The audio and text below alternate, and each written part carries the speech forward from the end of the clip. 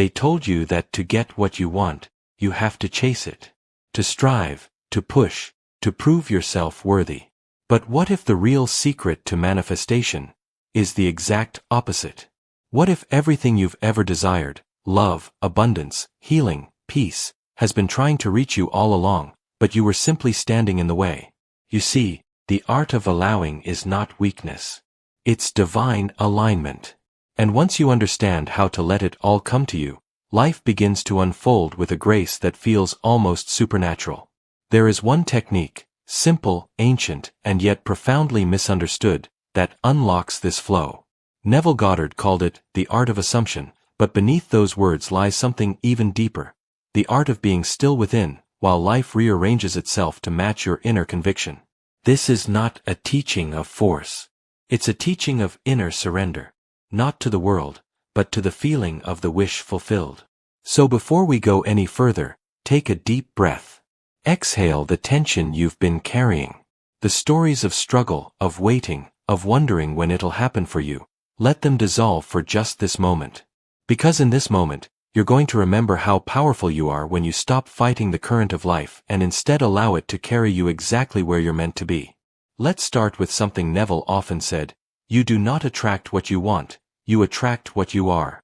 That means everything you're trying so hard to bring into your life is already present, vibrationally, in the version of you that has it. The problem isn't that it's not coming. The problem is that you keep identifying with the version of you who's still waiting. The one who's still hoping, still checking the clock, still asking, when? And every time you do that, you unknowingly confirm to your subconscious mind, the creative power of the universe itself, that you don't yet have it. So reality continues to mirror that absence back to you. This is why Neville said assumption, not desire, is the key. Because desire implies lack, but assumption implies being. Think of it like this: when you're hungry and you order a meal at a restaurant, you don't chase the waiter or run into the kitchen to make sure they're cooking it. You simply sit back, knowing it's coming. That knowing, that quiet, unwavering expectation, is the very energy that magnetizes your desire. That is the technique. To be still in the knowing. Now, here's what most people misunderstand. Letting it come to you doesn't mean doing nothing on the outside. It means doing everything from a state of inner completion. When you're operating from lack, your actions are frantic, fearful, and forced. You move from the energy of trying to make it happen. But when you're operating from assumption, when you feel it real within you, your actions become effortless extensions of that inner truth. You start aligning with opportunities, people, and ideas that naturally lead to the fulfillment of your desire. Neville called this living in the end. And that is the one technique, the quiet, invisible power that dissolves resistance and allows the universe to deliver everything you've been seeking. To live in the end means to mentally and emotionally occupy the state of the wish fulfilled now, without waiting for physical proof.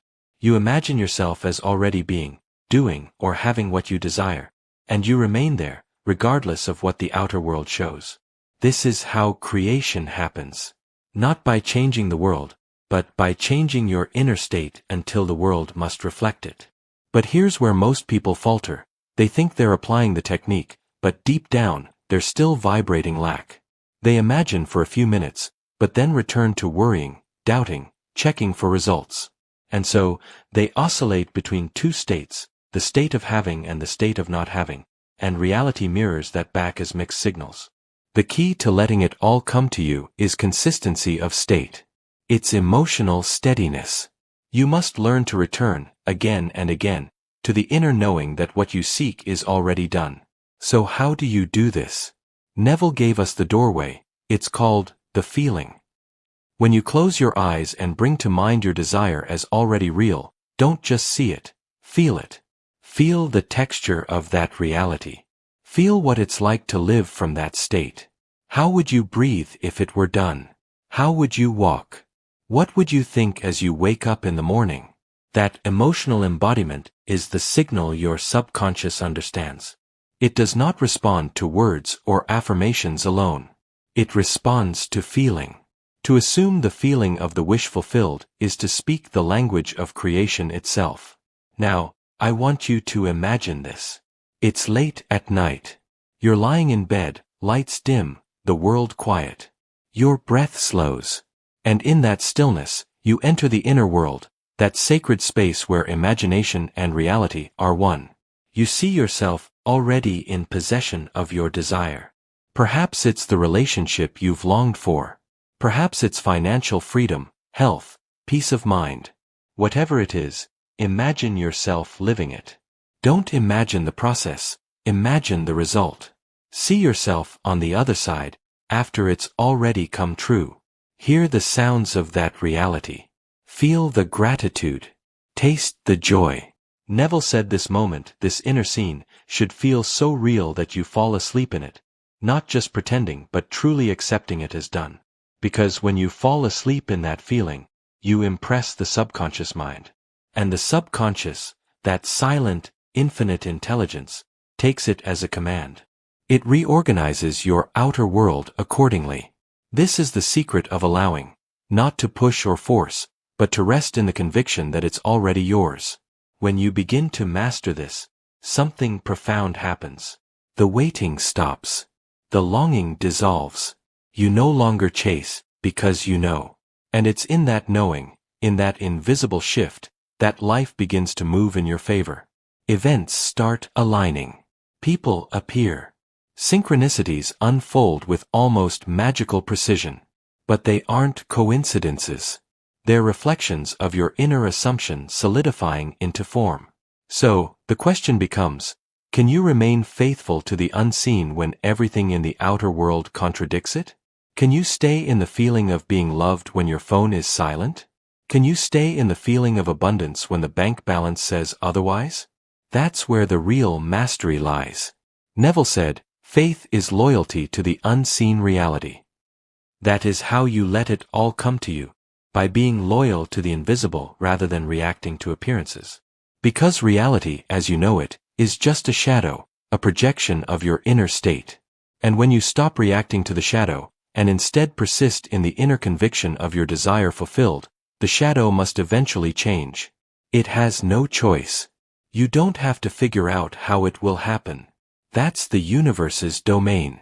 Your only job is to dwell in the end. To become so familiar with the inner feeling of having it that the outer world begins to conform. This is why Neville said, creation is finished. Everything already exists in potential. Every version of you, every possible outcome, already vibrates in the quantum field.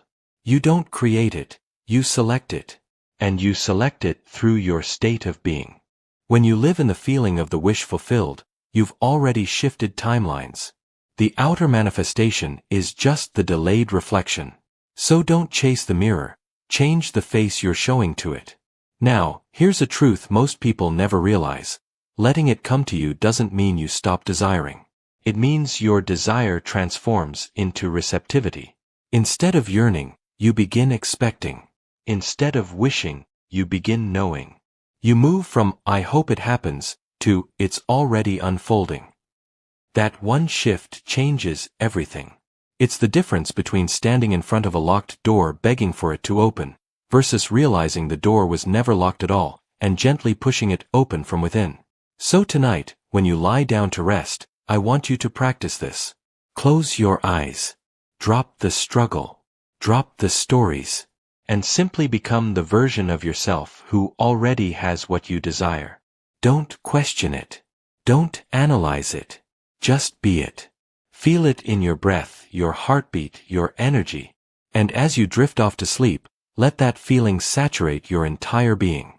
This is the sacred state Neville called the bridge of sleep. It's the twilight zone between the conscious and subconscious, where the two worlds merge. And in that state, whatever you assume to be true, is impressed upon the subconscious, and must externalize itself in your world. The next morning, don't look for signs. Don't test it. Simply carry that inner conviction with you throughout your day. When the mind tries to doubt, return to the feeling. When fear whispers, what if it doesn't work? Answer quietly, it already has. This is the language of faith. not hope but knowing. And as you continue to live this way, something beautiful happens. The outer world begins to obey.